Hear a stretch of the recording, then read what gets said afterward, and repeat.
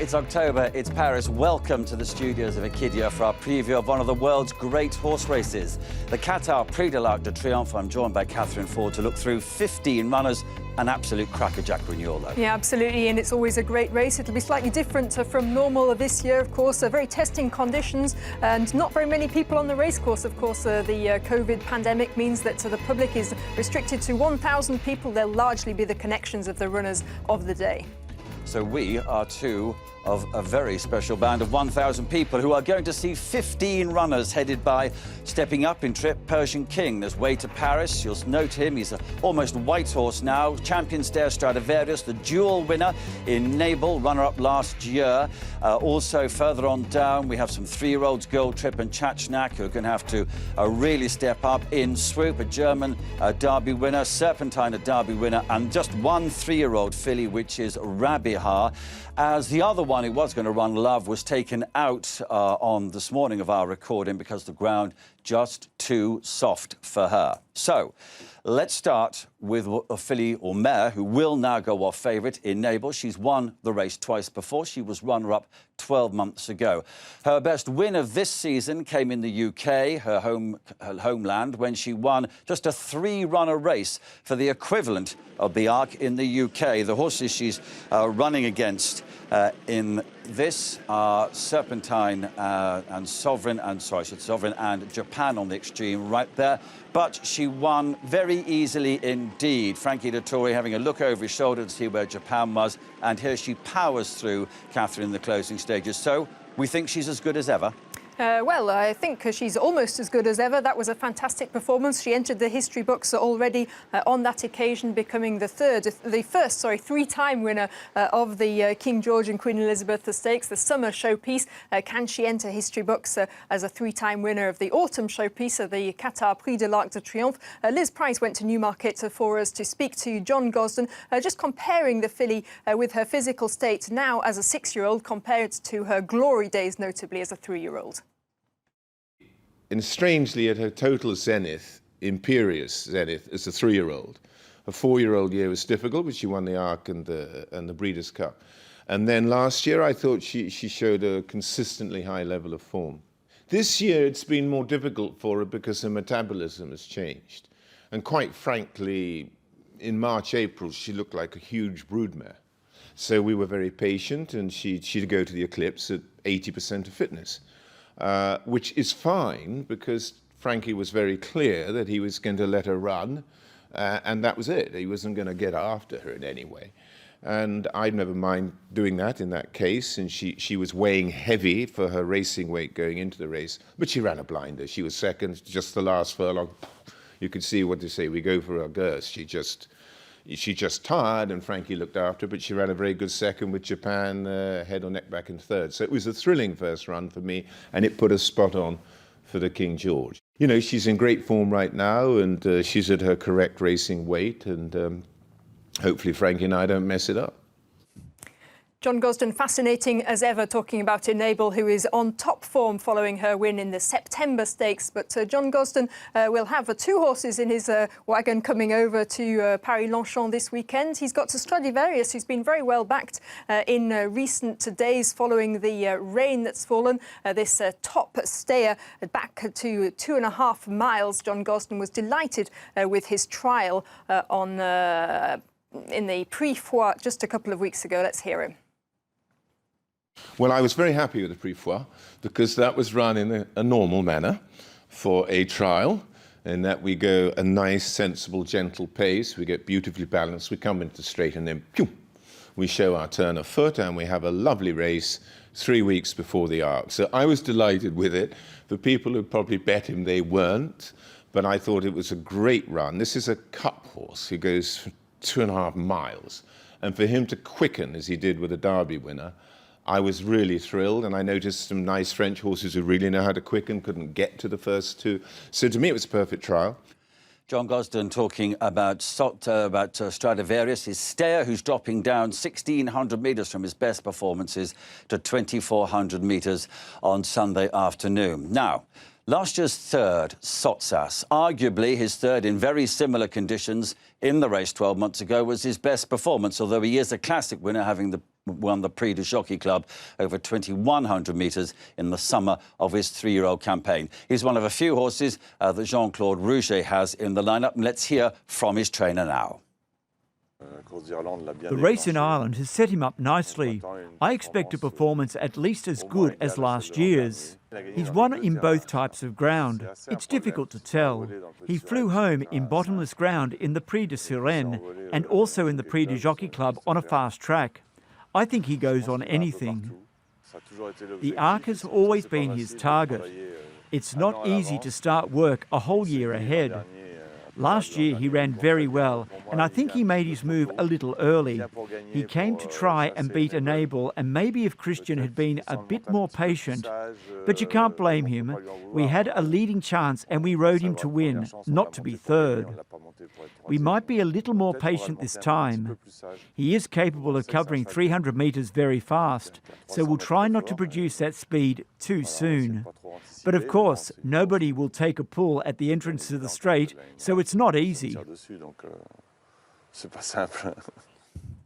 Informative there from Jean-Claude Rouget. Sotsas, of course, the choice of Christian de Muro, who had the choice between the two Jean-Claude Rouget runners. Jean-Claude represented also by Rabia, who was second in the Prix de Diane, second in the Prix Vermeil. She was described this summer by Jean-Claude Rouget as a real champion, but she's just failed really to build on that. She's always got an excuse or two, and Jean-Claude Rouget also speaking to Equidia, saying that there is for him a slight question mark about her aptitude on this very testing ground. So Rabia, for me, not one of the leading chances in the race.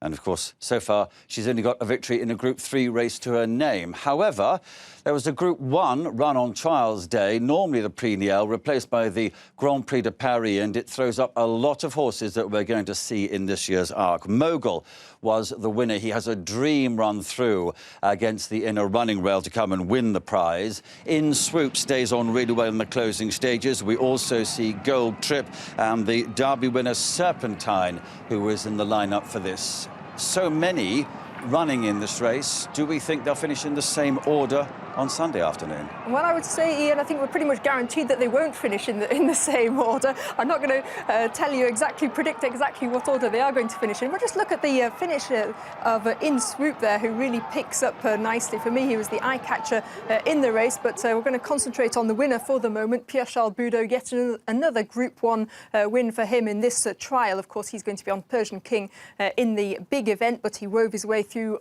in the straight, and Aidan O'Brien was delighted with the performance. We always felt with Mogul that we haven't seen the best of him up to the last day. He's a big, gross horse. He's built like a big sprinter and miler rather than a middle distance mile-and-a-half horse. So we weren't sure. He shows a lot of speed in his work at home, whether we were going the wrong way, going up to a mile-and-a-half. Maybe we should have been going back to a mile and a quarter, or even back to a mile. So the last day we just decided to ride him totally for speed and drop him out. And luckily, Pierre gave him a great ride, and it looked like it was the right thing to do. He's a horse that can make up ground very quick on horses, and quickens and gallops to the line as well. So we were very happy and very impressed with him the last day. Aidan O'Brien talking about Mogul, who, with the absence now from this morning's news that Love won't run, Ryan Moore will be on board Mogul. Now, I'm sure you know this has been a rather strange year. It was also a very strange running of the Derby at Epsom, which was won by a 25-to-1 chance Serpentine, who looked as if he would not be caught for some considerable way in the race, and indeed he wasn't. He has had one subsequent run, which was in the race we showed you a few seconds ago, the Grand Prix de Paris run in the middle of September at Longchamp. That was his first run for a little while. This is a reaction to that performance of his trainer, Aidan O'Brien. He went to France heavier than probably ideal, but probably in the right condition for a start-off race, even though it was a Group 1. So we had it in our head that we would run him there and go to the Arc. We were very impressed with his run. Like I said, he was a little bit heavier than ideal, but ran very well. Christophe was very happy with him. He was up on the pace all the way, and I think of all the horses that were ridden on the pace, he was the only one that finished, stayed up with the pace. You know, finished fourth, not beaten that far. We think he will progress plenty from it, and we're looking forward to him in the Arc the next time. We decided not to make the running this time with him because it was his first run back after a break. We didn't think it was fair to him. But if we want a he could be ready to do that the next day if that's the way the race falls. Understated as ever, but Aidan O'Brien certainly sounds as though he thinks that Serpentine will come on in leaps and bounds from that outing in the trial, so look out for him. Aidan O'Brien four-handed in the race. He also has the outsider Sovereign, but it's worth taking a couple of seconds to talk about Japan, who was fourth in the race last year. He has lots of excuses for a slightly disappointing campaign in 2020. He came back from his third place in the King George with very sore feet. Aidan O'Brien had to leave him without shoes for 10 days. He missed a lot of work, and Aidan O'Brien explained that he thinks with hindsight that was still telling on him in the Irish Champion Stakes. So he should be back up to top form, a horse that knows Longchamp well, fourth in the race last year, also winner of the Grand Prix de Paris. And in an interesting twist, he'll be ridden by Yutaka Take because part ownership has been purchased by a Japanese owner. Now, there have been a couple of gambles in the European betting market for the race in the last 4 to 5 days or so, mainly because of the huge amount of rain which has fallen in Paris from the Sunday before the race and all the way through the week up to it as well. One of those is Stradivarius. The other one is the German Derby winner In Swoop. We have seen him in a piece of film already we've showed you in our programme, which was his second position, gaining all the time on the run to the line over the Arc course and distance when he was runner-up behind Mogul in the Grand Prix de Paris in the middle of September. But there is seemingly a lot of interest in him at biggish prices now, which have all gone because of the soft ground. However, he's a nice horse. He's not a beautiful one, though, Catherine, and Persian King is. No, if you're looking for a paddock selection in the Arc, look no further than Persian King. He's a real powerhouse of a horse, trained by André Fabre, ridden by the man in form, Pierre-Charles Boudot. We can see him here running over the longest distance that he's tackled so far in public. This was in his second place in the Prix du Jockey Club last year behind Sotsas. This was a very creditable performance. He'd earlier won the Poule d'Essai des Poulains, the French 2,000 guineas, and he was sidelined with injury following this race.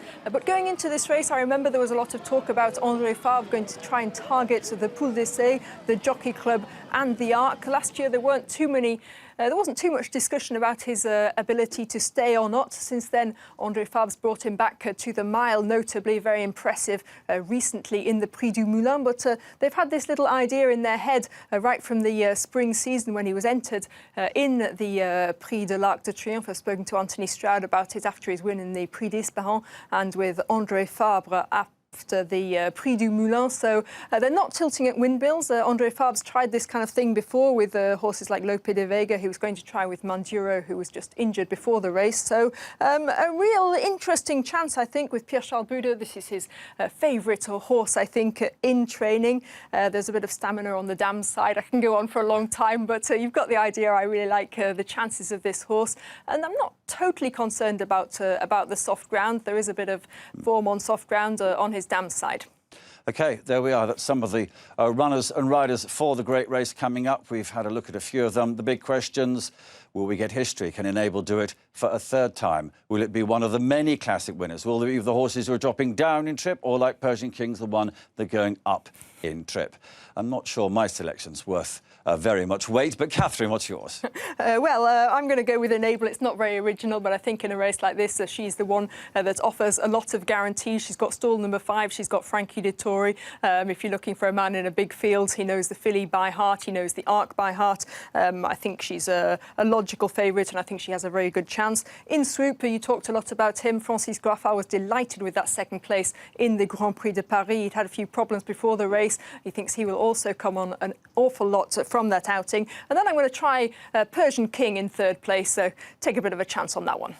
OK, my 3 for you. Enable to create history with her stablemate, Stradivarius, staying on stoutly to be in second place, and the 3-year-old In Swoop. I've missed all the prices, but we'll have him for third position. That's it then. From Equidia, I'm glad you could join us. I hope you can join us on Sunday afternoon to watch the great race live. Check your TV schedules locally and find out what time it's on. It's going to be a great 9-race card, a great 15-runner race. Let's hope it's history. It certainly will be spectacular.